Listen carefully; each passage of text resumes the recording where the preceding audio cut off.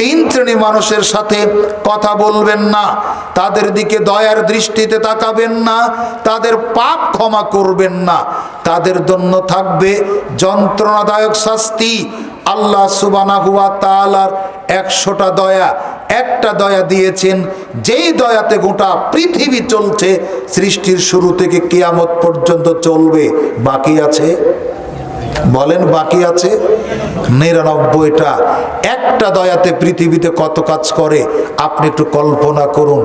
একটা মুরগির নিচে আপনি ডিম দিয়েছেন 10 থেকে 15টা, বাচ্চা তুলেছে, বাচ্চা অনেকগুলি 10 থেকে 15টি। মা মুরগিকে 1 মুঠ চাউল খেতে দিয়েছেন, 1 মুঠি খুদ খেতে দিয়েছেন। ক্ষুধার্ত মাটা নিজে না খেয়ে কটকট করে বাচ্চাকে ডেকে খাওয়ায়, নিজে না খেয়ে। বলেন তো একটা দয়ার কতখানি মুরগি পেয়েছে? একটু কল্পনা করেন। অন্য দেশের মানুষকে দয়াটা হয় নাই দিলাম, বাংলাদেশে 18 কোটি মানুষ, আল্লাহর একটা দয়ার যদি 18 কোটি ভাগ করা হয়, এখান থেকে বাঁচবে কি আর মুরগিটা পেয়েছে কি? তারপরে নিজে না খেয়ে বাচ্চাকে খাওয়ায়। কখনো কল্পনা করেছেন? গাভী পালেন, বাচ্চা প্রসব করেছে, আপনি ঘৃণা করে হাত দেন না, কিন্তু মা গাভীটা তার জিহবা দিয়ে বাচ্চার দেহ চেটে পরিষ্কার করে দেয়, দেয় না বাবা? বলেন তো একটা দয়ার কতখানি গাভী পেয়েছে? অথচ একটা দয়া আল্লাহর অসংখ্য সৃষ্টি জগৎ, তাই না? দেখেন একটা মুরগি বাচ্চা নিয়ে ঘোরাঘুরি করছে, চিল পাখি যদি ছো মেরে বাচ্চা নেওয়ার চেষ্টা করে, অনেক মুরগিকে দেখবেন কিছু অংশ উড়ে গিয়ে চিলকে ঠেকানোর চেষ্টা করে। তার মানে কতখানি দয়া কাজ করে তার ভিতরে। এখন আপনার কাছে জিজ্ঞাসা, বাকি আছে কতটা দয়া? যেই দিন এই 99টা দয়া দিবেন, সেই দিন এই মুরগির দয়া আরো বেড়ে যাবে না কমে যাবে? আপনার ছেলের প্রতি ভালোবাসা আপনার কমে যাবে না বেড়ে যাবে? বাচ্চার প্রতি মা গাভীটার দয়া আরো বেড়ে যাবে না কমে যাবে? অথচ সেই দিন আল্লাহ 3 শ্রেণীর মানুষের সাথে কথা বলবেন না। এই হাদিসটা বোঝার চেষ্টা করুন, একটু বোঝার চেষ্টা করুন। একটা দয়াতে এত ভালোবাসাবাসী, একটা ছেলে একটা মেয়ের সাথে সম্পর্ক করে, বিয়ে দিচ্ছেন না তাই গায়ে পেট্রোল দিয়ে আগুন দিয়ে মারা যাচ্ছে, এ কতখানি পেয়েছে ভালোবাসার? বাকি আছে কতটা? অথচ যেই দিন 99টা দয়া আল্লাহ নিজে দেওয়ার জন্য বসবেন, সেই দিন 3 শ্রেণীর মানুষের সাথে আল্লাহ কথা বলবেন না, দয়ার দৃষ্টিতে তাকাবেন না। পাপ তাদের থাকবে কিন্তু ক্ষমা করবেন না, তাদেরকে জাহান্নামে ঢোকাবেন।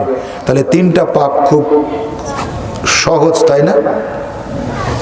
পাপ কিন্তু জটিল, আমরা পাপী মনে করি না। দেখেন তো, 1 আল মুসবিলু, টাকনুর নিচে যারা প্যান্ট পাজামা লুঙ্গি ট্রাউজার পরে, প্যান্ট যারা ব্যবহার করেন, এখন যদি দাঁড়াতে বলি 100 জনের মধ্যে 98 জনের প্যান্ট টাকনুর নিচে। ট্রাউজার পরে আছেন টাকনুর নিচে, জুব্বা পরে আছে টাকনুর নিচ পর্যন্ত। ও ধর্ম কি বুঝতেই পারেনি, বয়স অনেক হয়ে গেছে। এটাকে পাপ মনে করে না, জটিল পাপ, কঠিন পাপ, জান্নাত হারিয়ে যাওয়ার মতো পাপ। আল্লাহ রাসূল সাল্লাল্লাহু আলাইহি ওয়াসাল্লাম বলেছেন, আল মুসবিলু, পুরুষের মধ্যে যারা প্যান্ট পাজামা লুঙ্গি ট্রাউজার টাকনুর নিচে পরে। 2 রাসূলুল্লাহ সাল্লাল্লাহু আলাইহি ওয়াসাল্লাম বলছেন, মিথ্যা কসম কেটে যারা পণ্য সামগ্রী ক্রয় বিক্রয় করে, এরা আল্লাহর জান্নাতে যাবে না। বাপ বেটা একসাথে হাটে গেছে, কামারখন্দ, তাই না? বাপ ধরে আছে গরুর রশিটা, দূর থেকে বেটা দেখছে কয়েকজন লোক গরুর চারিদিকে ঘোরাফেরা করছে, দেখতে বুঝতে পারছে মানুষ আকৃষ্ট হয়েছে গাভীটার প্রতি। বেটা গিয়ে তার বাপকে জিজ্ঞেস করছে, কি ভাই যে দামে বলেছি দিবেন? বাপ বলছে না, এর চাইতে বেশি বলেছে, তাকেই দেইনি। অথচ দামি কেউ বলেনি। বেটা ধরে আছে গরু রশি, বাপ গিয়ে বলছে, কি ভাই যে দামে বলেছি দিবেন? বেটা বলছে না, এর চাইতে বেশি দাম বলেছে, তাকেই দিইনি। দামি কেউ বলেনি। গাভী নিয়ে দাঁড়িয়ে আছেন, কেউ বলছে দুধ কতখানি হয়, বলছেন 7 লিটার করে। 2 লিটার হলেই তো বিক্রি করতেন না, 7 লিটার হয় মানে? কসম করে পণ্য সামগ্রী ক্রয় বিক্রয় করে যারা, আল্লাহর জান্নাতে যাবে না তারা। বলছিলাম রাসূল সাল্লাল্লাহু আলাইহি ওয়াসাল্লাম বলেছেন, তোমরা তোমাদের মুখের হেফাজত করো, আমি জান্নাতে ঢোকাবো। বলছিলাম নারীদের জান্নাতে যাওয়ার তৃতীয় মাধ্যম ওয়া আহসানাত ফারজাহা, লজ্জাস্থানের হেফাজত কর। আল্লাহ সুবহানাহু ওয়া তাআলা বলছেন, এমন জোরে পদক্ষেপ ফেলো না, এত জোরে ধাপ মেরো না যাতে তোমার পায়ের গোড়ালির টাকনুর কাপড় সরে গিয়ে তোমার পরিধানের অলংকার অন্য পুরুষরা দেখতে পায়। এমন জোরে ধাপ তুমি মেরো না। ধাপ তো মারা লাগে না, এমনিতে প্লাজোটা টাকনুর উপরে পরপুরুষ দেখতে পায়, এমনিতে আমার বুরকাটা টাকনুর উপরে পরপুরুষ দেখতে পায়। জাহান্নামের জন্য কিচ্ছু আর লাগবে না, এই প্লাজোটাই যথেষ্ট। জাহান্নামে যাওয়ার জন্য কিছু আর লাগবে না, এই খাটো বুরকাটাই যথেষ্ট। প্লাজো পরুন টাকনুর নিচ পর্যন্ত, বুরকা হবে টাকনুর নিচ পর্যন্ত। আজকে আপনি ব্লাউজ ব্যবহার করেন, এগুলো ছেড়ে দিন। অমুসলিমদের পোশাক এগুলো বাহিরে পরবেন না, ব্লাউজটা পরবেন বাড়ির ভিতর আছে, যতক্ষণ পরবেন ততক্ষণ। আপনাকে বলছি, আপনি পরিবারের দায়িত্বশীল, আপনি পরিবারের কর্তা, আপনি পরিবারের মালিক।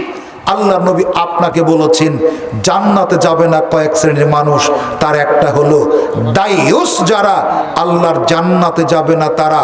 আর দাইয়ুস লা ইয়াদখুলুল জান্নাহ, দাইয়ুস যারা আল্লাহর জান্নাতে যাবে না তারা। দাইয়ুস কে? যেই পরিবারের মালিক তার যুবতী বউ খালি পেট বের করে চলে, মাথায় কাপড় দেয় না, গায়ে কাপড় দেয় না, দেখে কিছু বলে না, এই হলো দাইয়ুস। যার মেয়ে বেপর্দা ভাবে চলে, গায়ে মাথায় কাপড় দেয় না, বুকে পিঠে কাপড় দেয় না, পর্দার সাথে চলে না, কিচ্ছু বলে না, দেখে, এ হলো দাইয়ুস। তাহাজ্জুদ পড়লেও জান্নাতে যাবে না, 5 ওয়াক্ত পড়লেও জান্নাতে যাবে না, হজ উমরা করলেও জান্নাতে যাবে না। কারণ পর্দা করে না, ঠেকানোর ক্ষমতা রাখে, পিটিয়ে পর্দা করবে। এই করো কি তুমি? খালি গায়ে চলো কি করে? খালি মাথায় চলো কি করে? পিঠ বের করে চলো কি করে? এরকম শাসনের ভিত্তিতে যারা রাখে তারাই আল্লাহর জান্নাতের মেহমান। মা বোন, আপনাকে বলি, আপনার কারণেই আপনার ভাই দাইয়ুস, আপনার কারণে আপনার পিতা দাইয়ুস। আপনি বেপরদা ভাবে চলবেন না। আপনাকে বলি, পিঠ ঢেকে রাখুন, মাথায় কাপড় দিয়ে রাখুন, খাটো ব্লাউজ পরিহার করুন। আপনাকে বলছি, বিবাহের পরে আপনি যে 3 পিস এখনো চালু রেখেছেন, 2-3টা বাচ্চা হয়ে গেছে, তারপরও 3 পিস চালু রেখেছেন, এটা অসভ্যতা, মূর্খতা, বর্বরতা। আপনাকে বলি, ঢিলে ঢালা পোশাক ব্যবহার করুন, কণ্ঠের আওয়াজ নিচু করুন। আপনাকে বলছিলাম, পুরুষ ইমাম ইমামতি করছেন, পুরুষ ইমাম যদি ভুল করে, পুরুষ মুক্তাদিরা সুবহানাল্লাহ বলে লুকমা দিয়ে ইমামকে সংশোধন করে। নারী ইমামতি করছেন, নারী মুক্তাদি আছে পিছনে, নারী ইমাম যদি ভুল করে, নারী মুক্তাদি কি করবে বলেন? কিভাবে? হাতের পিঠে না পেটে? হাতের পিঠে। হাতের পিঠে এইভাবে তালি মেরে লোকমা দিবে, তারা কথা বলতে পারবে না কেন বলেন? জীবনে বহু বক্তব্য শুনেছেন, আমল করার জন্য শোনেননি। আজকে একটু কষ্ট করে এসেছেন, মানুষ অল্প মন খারাপ করিনি। বিশ্বাস করি যারা আছেন কষ্ট করে দিনের কিছু কথা শুনবেন, সেজন্যই আছেন। সম্মানিত উপস্থিতি, আপনাকে বলছি, সলাতে ভুল করতে সংশোধন করে দেওয়া জরুরি কম না জরুরি বেশি? বোঝাতে পারেনি। সলাতে ভুল করছে ইমাম, তাকে লুকমা দিয়ে কথা বলে সংশোধন করা জরুরি না জরুরি নয়? কম জরুরি না বেশি জরুরি? অথচ সেখানে নারীরা কথা বলতে পারছে না কেন? কাকে বোঝাবে এই হাদিসটা? কে বুঝবে? না বুঝি আমি, না বুঝেন আপনারা, না বুঝেন বাংলাদেশের পাবলিকেরা। নারীদের কণ্ঠের আওয়াজও পর্দার অন্তর্ভুক্ত। এই জন্য গুরুত্বপূর্ণ একটা কাজ, নারী নামাজ পড়ছে পুরুষ থেকে দূরে, যেখানে পুরুষ কেউ নেই, জোরে সূরা কেরাত করলে কেউ শুনতে পাবে না, সেখানেও নারী। নামাজে ইমাম ভুল করলে কথা বলার সুযোগ কিন্তু চিল্লা পাল্লা করার সুযোগ আছে বাহিরে, তাই না? মা বোন, যদি পুরস্কার পেত কণ্ঠের আওয়াজ উঁচু করে, তাহলে গাধা পেত পুরস্কার, কারণ গাধার চিৎকারই সবচাইতে উঁচু। গাধা পাবে না পুরস্কার, আপনি মানুষ হয়ে কিভাবে পাবেন? আপনাকে বলছিলাম কণ্ঠের আওয়াজ নিচু করুন। সুন্দর ব্যবস্থাপনা করা হয়েছিল, অনেক ঘনবসত, আমি বুঝতে পারছি অনেক মা বোন বাড়িতে আছেন, আসেননি, এটা আপনাদের ব্যর্থতা, আসেননি এটা আমার আপনাদের অযোগ্যতা। তবে বাড়িতে থেকে ঘুম ভালোভাবে হবে এটা আমরা বিশ্বাস করি না। মাইকের যে আওয়াজ, যা পাওয়ার, আপনার আরামের ঘুমকে হারাম করে দিচ্ছে। আপনাকে অনুরোধ করি ধর্মীয় অনুশাসন মেনে চলুন, আপনার দুনিয়া পরকাল ভালো হবে। ধর্মীয় অনুশাসন মেনে চলুন, আপনার দুনিয়া পরকাল ভালো হবে। আপনাকে বলছিলাম কণ্ঠের আওয়াজ নিচু করুন, কর্কশভাবে চলবেন না, রাস্তার মাঝখান দিয়ে চলবেন না, রাস্তার এক সাইড দিয়ে চলবেন, উঁচু মাথাতে চলবেন না, মাথার চুল উঁচু করে খোপা বাঁধবেন না। এটা হলো জাহান্নামী নারীদের বৈশিষ্ট্য, জাহান্নামী নারীদের লক্ষণ, চিহ্ন, আলামত, নিদর্শন। এভাবে চুল বাঁধবেন না, নিচু করে বাঁধবেন, কণ্ঠের আওয়াজ নিচু করবেন। আপনাকে বলছিলাম লিপস্টিক আর টিপ ব্যবহার করবেন না, সাজুগুজু করার যা আছে সবগুলি ব্যবহার করুন যেখানে আপনি আছেন আর আপনার স্বামী আছে। তবে আপনাকে বলি, বাহিরে যখন যাচ্ছেন তখন আপনি সুগন্ধি পরিহার করুন। আবু হুরায়রা রাদিয়াল্লাহু তাআলা আনহু বলেন, রাসূলুল্লাহ সাল্লাল্লাহু আলাইহি ওয়াসাল্লামের জালিলুল কদর সাহাবী আবু হুরায়রা রাদিয়াল্লাহু তাআলা আনহু বলেন, একদিন আমি বসেছিলাম, এক মহিলা যাচ্ছিল, আমি তার থেকে সুগন্ধি আন্দাজ করলাম। আমি তাকে বললাম, মহিলা, জি। কোথায় যাবে তুমি? মসজিদে। কেন? সালাত আদায় করতে। তখন তিনি জানতে চাইলেন, তুমি কি সুগন্ধি ব্যবহার করেছো? মহিলা বলল, হ্যাঁ।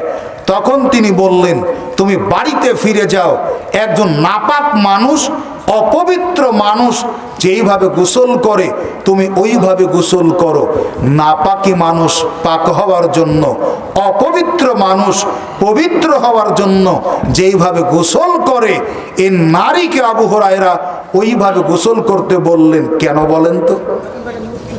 বলেন কেন? সুগন্ধি ব্যবহার করার কারণে। এখানেই শেষ নয়, রাসূল আকরাম সাল্লাল্লাহু আলাইহি ওয়াসাল্লাম বলেছেন, যেই মহিলা সুগন্ধি ব্যবহার করে পরপুরুষের সামনে দিয়ে যায়, ব্যভিচার করলে যেই পাপ, সুগন্ধি ব্যবহার করে পরপুরুষের সামনে দিয়ে গেলে সেই পাপ। মা বোন, তাহাজ্জুদ পড়েন, এই পাপ থেকে বাঁচতে পারেন না। হজ উমরা করে এসেছেন, এই পাপ থেকে বাঁচতে পারেন না। আপনাকে জিজ্ঞেস করি, মসজিদে যদি নারীরা সুগন্ধি ব্যবহার করতে না পারে, মার্কেটে যেতে পারে? কি কথা বুঝেননি? মার্কেটে যেতে পারে? বন্ধ হয়ে যাওয়ার পরে দেওয়া লাগবে। সম্মানিত উপস্থিতি, নারীরা যদি মসজিদে যেতে না পারে, সুগন্ধি ব্যবহার না করে, মার্কেটে যেতে পারে? স্কুল কলেজে, অফিস আদালতে? আপনাকে বলছিলাম, যেই তেলে সুগন্ধি ছড়ায়, যেই কসমেটিক্সে সুগন্ধি ছড়ায়, পারফিউম সহ সকল ধরনের সুগন্ধিযুক্ত সবকিছু নারীদের জন্য বাহিরে যখন বের হবে তখন হারাম। এটা হালাল নয়, শুধু হারামই নয়, বরং এটা ব্যবহার করলে ওই রকম পাপ, ব্যভিচার করলে যেই রকম পাপ। অতএব ব্যভিচার না করেও এই জঘন্য পাপের ভাগী আপনি কেন হবেন? মা বোন, আপনাকে অনুরোধ করি, আপনি কার জন্য এত সাজুগুজু করছেন, কার জন্য এত প্রচেষ্টা করছেন, কার জন্য এত কিছু করছেন? আপনার উচিত, যখন আপনি বাড়িতে থাকছেন, আপনি আছেন আর আপনার স্বামী আছে, এখানে আপনি যত পারেন ইচ্ছা মতো সাজুগুজু করেন। এখানে আপনাকে বললাম, বাহিরে বের হতে খাটো ব্লাউজ পরবেন না। যেখানে আপনি আছেন আর আপনার স্বামী আছে, এখানে খাটো ব্লাউজ কেন? ব্রা পরে চলেন। আরে ব্রা কেন? খালি গায়ে থাকেন। যেখানে আপনি আছেন আর আপনার স্বামী আছে, পৃথিবীর কেউ নেই। আলাদা হতে হবে। যখন আপনি বাড়ির বাহিরে বের হবেন, মহান আল্লাহ বলেন, হে মুমিনরা, তোমরা শোনো, তোমার জন্ম দেওয়া বাচ্চা তোমার কাছে 3 সময় ঢুকবে না অনুমতি ছাড়া। শোনো, তোমার প্রসব করা বাচ্চা তোমার কাছে ঢুকবে না 3 সময় অনুমতি ছাড়া। এক, এশার সালাত আদায় করে যখন তুমি বিছানায় ঘুমাতে গেছো, শুতে গেছো, তখন তোমার জন্ম দেওয়া সন্তান তোমার ঘরে ঢুকতে পাবে না ততক্ষণ, অনুমতি না নিবে যতক্ষণ, সালাম না দিবে যতক্ষণ। দরজায় দাঁড়িয়ে আপনার ছেলে আপনাকে বলবে, দরজায় দাঁড়িয়ে আপনার মেয়ে আপনাকে বলবে, আসসালামু আলাইকুম আব্বু, আমার প্রয়োজনীয় কিছু জিনিস আছে ওই ঘরে, যেই ঘরে আপনারা আছেন, আমি কি আসতে পারি? স্বামী স্ত্রী আপনারা দুইজন সতর্কতা অবলম্বন করে গায়ে মাথায় কাপড় দিয়ে আপনি বলবেন, হ্যাঁ বাবা এখন তুমি আসতে পারো। আপনাকে বোঝাতে পারিনি, আল্লাহ আদব শিখাচ্ছেন আমাকে আপনাকে। আমার ছেলে কেন বেনামাজি হয়, আমার ছেলে কেন নারী কেলেঙ্কারিতে জড়িত হয়, আমার বউ কেন পরকিয়া করে, আমার মেয়ে কেন পরকিয়া করে, এটা আল্লাহর গজব তার বিধান না মানার কারণে। আপনাকে বলছিলাম, দুই, দুপুরে খাওয়া দাওয়া করে যখন কাইলুলা করেন, বিছানায় যান দুপুরের সময়, সেই সময় আপনার ঘরে আপনার ছেলে ঢুকতে পারে না, আপনার ঘরে আপনার মেয়ে ঢুকতে পারে না। সালাম না দিয়ে, অনুমতি না নিয়ে সালাম দিয়ে বলবে, আব্বু যেই ঘরে আপনারা আছেন আমার প্রয়োজনে কিছু আছে, আমি কি আসতে পারি? আপনি সতর্কতা অবলম্বন করে ছেলেকে অথবা মেয়েকে বলবেন, হ্যাঁ বাবা এখন তুমি আসতে পারো। 3, ফজরের আগে যখন আপনি ঘুমিয়ে আছেন বিছানায়, এই সময় যেই পোশাকে আছেন দেখার পরিবেশ ছেলের নাই, মেয়ের নাই, এই সময় আপনাকে সালাম দিয়ে অনুমতি চাইবে। এই 3 সময় অনুমতি নিয়ে ঢুকতে হবে আপনার ছেলে মেয়েকে। আপনাকে জিজ্ঞেস করি, যেই ঘরে আপনি শুধু আছেন, এই ঘরে আপনার জন্ম দেওয়া ছেলে যদি ঢুকতে না পারে, পাড়া প্রতিবেশী ভিন গ্রামের কেউ এমনিতে ঢুকতে পারে? কি কথা বোঝাতে পারেনি? একটু বোঝার চেষ্টা করুন। অথচ আল্লাহ সুবহানাহু ওয়া তাআলা বলছেন, ইয়া আইয়ুহাল্লাযীনা আমানু লা তাদখুলু বুয়ুতান গায়রা বুয়ুতিকুম হাত্তা তাস্তানিসু ওয়া তুসাল্লিমু আলা আহলিহা। হে মুমিনরা শোনো, তোমরা যখন নিজের বাড়ি ছাড়া অন্যের বাড়িতে প্রবেশ করবে, সালাম না দিয়ে, অনুমতি না নিয়ে তোমরা প্রবেশ করিও না। কে বলছেন? কথা বলেন, কে বলছেন? আমরা কি সালাম দেই ভাই? আমরা কি সালাম দেই না? দেখেন গজব কেন পৃথিবীতে, আমার পরিবার কেন এরকম, আমরা কেন দোয়া করলেও কবুল হয় না? কারণ আমরা আল্লাহর বিধান থেকে অনেকটা দূরে সরে আছি। আল্লাহর বিধানকে আমরা 5 পয়সার দাম দিতে চাই না। এজন্য আমি আদর্শ হতে পারিনি, আমার স্ত্রী আদর্শ হতে পারেনি, আমার ছেলে মেয়ে আদর্শ হতে পারেনি।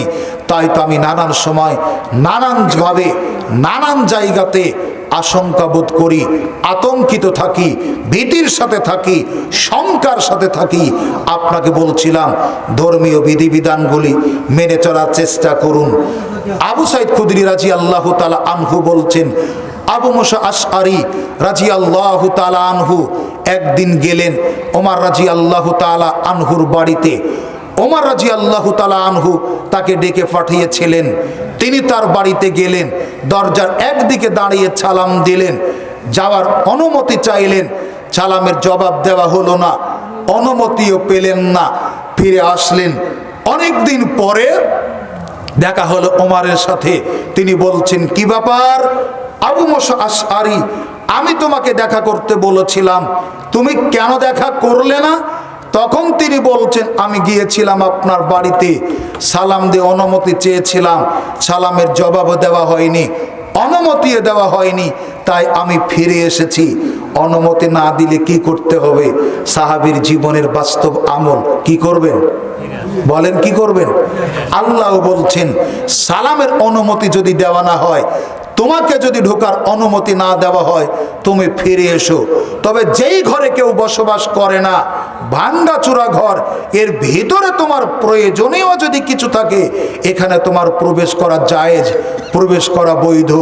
আপনাকে বলছিলাম এইভাবে একে অপরের বাড়িতে সালাম দিয়ে প্রবেশ করুন, আল্লাহ রহমত বরকত নাজিল হবে। গৃহবাসী বাড়িতে যারা থাকে তারা পর্দা অবলম্বন করতে পারবে, গায়ে মাথাতে কাপড় দিতে পারবে, আপনাকে দেখে লজ্জিত হতে হবে না। আপনাকে দেখেও কিংকর্তব্য বিমূঢ় হতে হবে না। আপনাকে বলছিলাম নারীদের জান্নাতে যাওয়ার 4টি পদ্ধতির 3 নাম্বার পদ্ধতি ওয়া আহসানাত ফারজাহা, লজ্জাস্থানের হেফাজত করে যেই নারী। সম্মানিত মা ও বোনেরা যারা এসেছেন, আপনাকে অনুরোধ করি আপনি এইগুলো চেঞ্জ করুন। টিপ ব্যবহার করবেন না, লিপস্টিক ব্যবহার করবেন না। আপনাকে বলি এটা হিন্দুদের পোশাক, আর বেশ্যাখানায় যারা থাকে তাদের হলো এই সমস্ত ব্যবহার করা জিনিস। টিপ ব্যবহার করে তারা, লিপস্টিক ব্যবহার করে হিন্দুরা, আর বেশ্যাখানায় যারা থাকে তারা খদ্দের আহ্বান করে এগুলো ব্যবহার করে। আপনাকে বলি আপনি মেহেদি ব্যবহার করুন, হাতে ব্যবহার করুন মেহেদি, চুলে ব্যবহার করুন মেহেদি, আপনার পায়ে ব্যবহার করুন মেহেদি। নারীরা চুলে ব্যবহার করবে, হাতে ব্যবহার করবে, পায়ে ব্যবহার করবে। পুরুষরা শুনে রাখবেন, পুরুষরা হাতে মেহেদি ব্যবহার করতে পারবে না, পায়ে ব্যবহার করবে না, চুলে ব্যবহার করবে, দাড়িতে ব্যবহার করবে। তবে মনে রাখবেন চুল দাড়িতে কালো রং ব্যবহার করবেন না। আব্দুল্লাহ ইবনে আব্বাস রাদিয়াল্লাহু তাআলা আনহু বলেন, রাসূলুল্লাহ সাল্লাল্লাহু আলাইহি ওয়াসাল্লাম বলেছেন, শেষ জামানায় আমার কিছু উম্মত আসবে যারা তাদের সাদা চুল দাড়িকে কবুতরের বুকের কালো কুচকুচে পরের মতো কালো করার জন্য কালো রং ব্যবহার করবে। মনে রাখবে চুল দাড়িতে যারা কালো রং ব্যবহার করবে তারা জান্নাতে যা প্রবেশ করবে না, জান্নাতের সুগন্ধিও পাবে না। চুল দাড়িতে যারা কালো রং ব্যবহার করবে, নারী হোক চাই পুরুষ হোক, জান্নাতে যাবে না, জান্নাতের সুগন্ধিও পাবে না। সেজন্য আপনার 5 স্টার ভেসমল, দুলহান, মার্লিন নাম জানা না জানা যত চুল কালো করা উপকরণ আছে এগুলো কাবিরা গুনাহ, এগুলো পাপ, শয়তানের কাজ। এগুলো থেকে বাঁচার চেষ্টা করুন। টাটকা শয়তান ওরা যারা 80-85 বছর বয়সের পরেও চুল দাড়িতে কালো রং ব্যবহার করে, একবারে ইতর শ্রেণীর লোক, নিকৃষ্ট লোক, মুসলমান নামের কলঙ্ক, ছোট লোক এরা। টাটকা শয়তান যদি পৃথিবীতে দেখতে চান, চুল দাড়িতে যারা কালো রং ব্যবহার করে তাদের দিকে দেখুন। আপনাকে বলছি আল্লাহ সুবহানাহু ওয়া তাআলা বলছেন শয়তান থাকে জিনের মধ্যে, শয়তান থাকে মানুষের মধ্যে। মানুষ শয়তান যদি দেখতে চান, চুল দাড়িতে যারা কালো রং ব্যবহার করে তাদের দিকে দেখুন। আপনাকে বলছিলাম লজ্জাস্থানের হেফাজত করুন। মা বোন, আপনার দুনিয়া পরকাল ভালো হবে, আপনি পর্দা প্রথা মেনে চলুন। 4 নারীদের জন্য 4 নম্বর যেই বিষয় রাসূল সাল্লাল্লাহু আলাইহি ওয়াসাল্লাম বলছেন, ওয়াতাত বালাহা, স্বামীর খেদমত করে যেই নারী তার জন্য জান্নাতের দরজা খুলে যাবে। রাসূলুল্লাহ সাল্লাল্লাহু আলাইহি ওয়াসাল্লাম বলেছেন, মানুষ হয়ে মানুষকে সিজদা করা জায়েজ নয়, বৈধ নয়, হালাল নয়। হালাল যদি হতো, বৈধ যদি হতো, জায়েজ যদি হতো, আমি পৃথিবীর নারীদের হুকুম দিতাম, নির্দেশ দিতাম তারা যেন তার স্বামীকে সিজদা করে। সম্মানিত উপস্থিতি, রাসূল সাল্লাল্লাহু আলাইহি ওয়াসাল্লাম বলেছেন, কোন স্বামীর দেহ থেকে যদি রক্ত পুঁজ গড়ে পড়ে, কোন স্ত্রী যদি টিস্যু দিয়ে নয়, ন্যাকড়া দিয়ে নয়, জিহবা দিয়ে চেটে রক্ত পুঁজ পরিষ্কার করে দেয় স্বামীর দেহ থেকে, তবু স্বামীর ঋণ শোধ হবে না। তিনি বলছেন, স্বামী যদি উটের পিঠে চড়ে সফর থেকে ফিরে আসে, এর উপরে থেকেই যদি আহ্বান করে মিলিত হবার জন্য, ভালো স্ত্রী যারা স্বামীর ডাকে সাড়া দিবে তারা। তিনি বলছেন, স্বামী যদি সফর থেকে ফিরে আসে, দেখে তার স্ত্রী চুলার কাজে লিপ্ত আছে, আগুনের কাজে লিপ্ত আছে, ভালো স্ত্রী যারা স্বামীর ডাকে সাড়া দিবে তারা। আপনাকে বলছিলাম রাসূল সাল্লাল্লাহু আলাইহি ওয়াসাল্লামকে জিজ্ঞেস করা হলো, আল্লাহর নবী, জানতাম যদি আমরা ভালো কোন জিনিসগুলি আমরা হেফাজত করে রাখতাম। প্রথমে তিনি বলছিলেন, আফজালহু লিসানুন জাকিরুন, উত্তম বস্তু হলো ওই মুখ যেই মুখ আল্লাহর জিকির আজকার করে। দুই, ওয়া কলবুন শাকিরুন, ওই অন্তরটা হলো উত্তম যেই অন্তর আল্লাহ যা দিয়েছেন তাতে খুশি থাকে, তৃপ্ত থাকে, আল্লাহর কৃতজ্ঞতা প্রকাশ করে, আল্লাহর শুকরিয়া আদায় করে। সম্মানিত উপস্থিতি, এই পৃথিবীতে আল্লাহ কাউকেও করেছেন ধনী, কাউকেও করেছেন গরিব, কাউকে করেছেন সাদা, কাউকে করেছেন কালো, কাউকে বানিয়েছেন মালিক, কাউকে বানিয়েছেন চাকর। এতে মন খারাপ করার কিছু নেই। এই বন্টনটা কার? বলেন না, এই বন্টনটা কার? কিচ্ছু নেই মন খারাপ করার। যাকে যেভাবে দিয়ে পৃথিবীতে উত্তম তিনি মনে করেছেন, যার জন্য যেটা কল্যাণকর মনে করেছেন সেটাই তিনি করেছেন। তিনি ভুল কিছু করেননি। তিনি কি ভুল করেছেন? না। আপনি অনেক কষ্ট পাচ্ছেন, আমার প্রতিবেশী একজন ধনী মানুষ, আল্লাহ কেন আমাকে গরিব করলেন? অনেকে অনেক সময় আফসোস করি, বাবা করি না?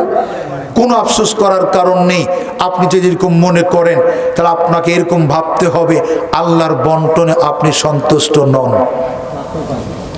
কিন্তু না, এরকম ভাবা যাবে না। সবাইকে যদি ধনী করতো আল্লাহ, তাহলে আপনার জমিনে কামলা দিত কে? সকলকে যদি আল্লাহ ধনী বানাতেন তাহলে আপনার পায়খানা পরিষ্কার করে দিত কে? সবাইকে যদি ধনী বানাতেন আপনার গাড়ির ড্রাইভারি করতো কে?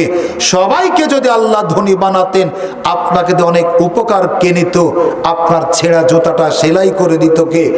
এইভাবে যেন পৃথিবীতে পাঠিয়েছেন একে অপরের সহযোগী হিসেবে। ভাইরা আমার, এজন্য আল্লাহর কিসমাতে, আল্লাহর বন্টনে মন খারাপ করা যাবে না। যাকে যতটুকুন দিয়েছেন এতে সন্তুষ্ট থাকতে হবে, খুশি থাকতে হবে। মা বোন, আপনার অভিযোগটা আল্লাহর কাছে দিন। উপর থেকে যদি আপনার কবুল হয়, দুনিয়ার জীবনের কোনো কষ্ট, পারলৌকিক জীবনের কোনো লাঞ্ছনা আপনাকে স্পর্শ করতে পারবে না।